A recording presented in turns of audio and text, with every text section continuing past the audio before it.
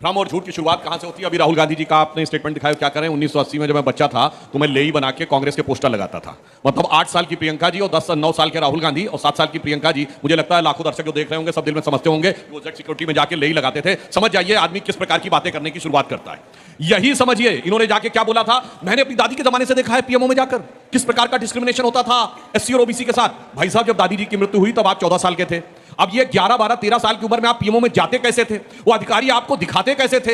ये तो आपने उन अधिकारियों के ऊपर सवाल लगा दिया। और उसके बाद आप समझ कितना पाते थे? मुझे लगता है समझ तो वही जमाने की अटकी हुई है आज तक, उसके आगे की समझ हुई आज तक हुई नहीं है। अब आते हैं इसके ऊपर जो आज की बात है। देखिए राहुल गांधी जी ने नासमझी ने क्या काम किया कि एसआईआर का केस इतना स्ट्रांग कर दिया है कि यानी अब वो खुद कह रहे हैं कि अगर गड़बड़ हो दिखाई पड़ रही है तो भाई इसकी पूरी जांच होनी चाहिए। अब तो उनके हिसाब से एसआईआर नहीं एनआरसी भी होना चाहिए। दूसरी बात मैं कर रहा हूं, यहां जितने लोग बैठे सबने कहा कि उन्होंने वोट डाला। जब आपने अपने डिटेल्स दिए होंगे तो उसमें एक लाइन होती है ना, मैं शपथ पूर्वक कहता हूं कि मेरे सारे तथ्य सही हैं, अन्यथा